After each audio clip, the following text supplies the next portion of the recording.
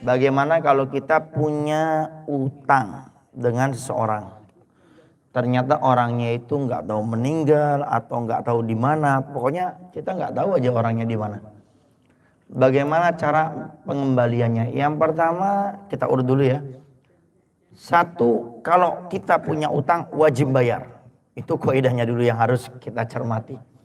Jadi jangan sampai dulu ngutang nangis-nangis, buat syair, buat sajak. Sudah diberi utangan, sudah jatuh tempo, pura-pura nggak kenal, pura-pura amnesia, pura-pura lupa sama orang ini. Ingat, kalau kita memudahkan urusan orang, Allah akan memudahkan urusan kita.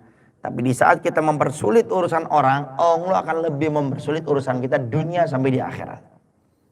Makanya Al-Faqih pernah mendapat amalan bagi orang yang punya utang. Yang punya utang agak lebih didengarkan nih ya. Abah Igo kalau nggak punya utang gak usah dengerin apa-apa. Jadi ada salah satu cara yang diajarkan oleh orang-orang soleh zaman dulu yang Al-Faqih pernah ketahui dari beberapa ustadz yang menjelaskan amalan biar kita mudah untuk membayar utang dan dengan cepat. Caranya bagaimana? Di saat kita mau ngutang, kita niat untuk membayar tepat waktu. Bahkan kalau bisa bayarnya sebelum jatuh tempo. Maka dengan kita punya niat yang baik seperti ini, entar dengan caranya Allah, dengan kuasanya Allah, Allah akan atur. Sehingga kita mudah untuk membayarnya. Tapi kalau orang sudah di awal ngutang, ditentukan perjanjian waktunya, dia niatnya sudah nggak benar. Entah kalau sudah waktunya tempo, saya akan pindah rumah. Contoh ini. Maka dia di saat akan membayar utang pun akan sulit. Nah, sehingga cara kalau kita ingin mudah untuk cepat bayar utang, maka di saat kita meminjam kita niat untuk bayar tepat waktu, kalau bisa membayarnya lebih sebelum jatuh tempo, maka Allah akan bantu dengan caranya dan kekuasaannya Allah Subhanahu wa taala.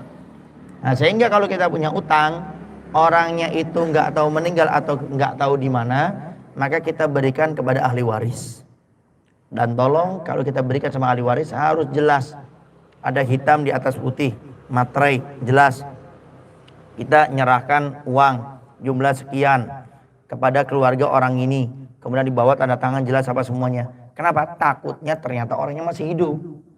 Datang lagi, nagih utang sama kita. Kita aja sudah diberikan, keluarganya nggak ngaku. Mau bilang apa? Ribut di tempat juga nggak ada manfaatnya. Sehingga jelas seperti itu. Kemudian ahli warisnya nggak ada. Nggak istrinya, nggak anaknya, semuanya pokoknya nggak ada. Bagaimana kalau sudah seperti ini? Kita berikan itu uang kepada pemerintahan agama. Antar pemerintahan agama akan memasukkan, kalau dulu namanya Baitul Mal. Jadi rumah, tempat, harta-harta.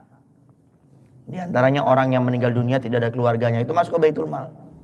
Nah, antar sama kalau sekarang ini Kementerian Agama, ntar akan disalurkan kepada orang yang membutuhkan. Jadi seperti itu ya. Wallahu a'lam bishawab.